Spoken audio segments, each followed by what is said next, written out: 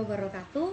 Perkenalkan, nama saya Hijriana dengan NIM 2006003502004 dari kelas B, jurusan Pendidikan Sosiologi Fakultas Ilmu Sosial dan Hukum, Universitas Negeri Makassar.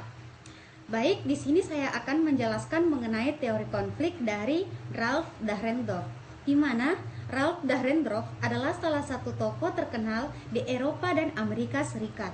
Nama lengkapnya adalah Ralph Gustav Dahrendorf. Lahir pada tanggal 1 Mei 1929 di Hamburg, Jerman.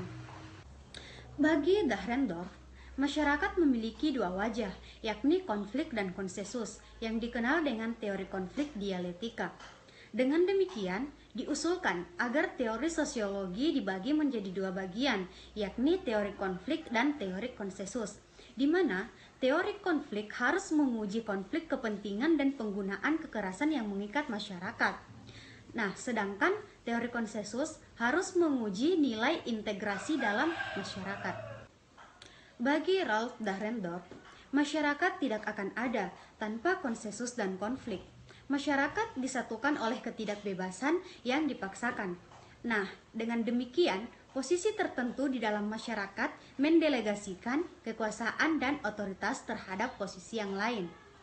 Fakta kehidupan sosial ini yang mengarahkan Dahrendorf kepada tesis sentralnya bahwa perbedaan distribusi otoritas selalu menjadi faktor yang menentukan konflik sosial sistematis. Posisi yang ada dalam masyarakat memiliki otoritas atau kekuasaan dengan intensitas yang berbeda-beda.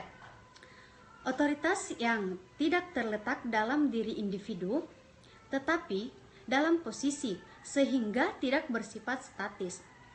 Jadi, seseorang bisa saja berkuasa atau memiliki otoritas dalam lingkungan tertentu dan tidak mempunyai kuasa atau otoritas tertentu pada lingkungan lainnya. Sehingga seseorang yang berada dalam posisi subordinat dalam kelompok tertentu mungkin saja menempati posisi superordinat pada kelompok yang lain. Kekuasaan atau otoritas mengandung dua unsur, yaitu penguasa atau orang yang berkuasa dan orang yang dikuasai, atau dengan kata lain atasan dan bawahan. Contohnya, kesenjangan status sosial, di mana kurang meratanya kemakmuran dan akses yang tidak seimbang terhadap sumber daya, serta kekuasaan yang tidak seimbang yang kemudian menimbulkan masalah-masalah seperti diskriminasi, pengangguran, kemiskinan, penindasan, dan kejahatan. Masing-masing tingkat tersebut saling berkaitan membentuk sebuah rantai yang memiliki potensi kekuatan untuk menghadirkan perubahan baik yang konstruktif maupun yang destruktif. Dahrendorf juga memandang bahwa konflik hanya muncul melalui relasi-relasi sosial dalam sistem. Sistem individu atau kelompok yang tidak terhubung dalam sistem tidak akan mungkin terlibat konflik. Maka dari itu, unit analisis konflik adalah keterpaksaan yang menciptakan organisasi-organisasi sosial bisa bersama sebagai sistem sosial. Dahrendorf menyimpulkan bahwa konflik timbul karena ketidakseimbangan antara hubungan-hubungan itu. Nah, jadi konflik merupakan suatu kenyataan hidup, tidak terhindarkan dan sering bersifat kreatif.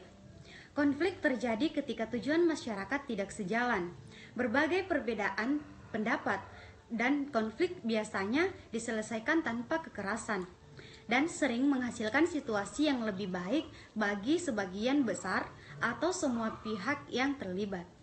Nah, penyebab konflik menurut Dahrendorf adalah kepemilikan wewenang atau otoritas dalam kelompok yang beragam. Jadi, konflik bukan hanya materi atau ekonomi saja. Sekian dan terima kasih. Wassalamualaikum warahmatullahi wabarakatuh.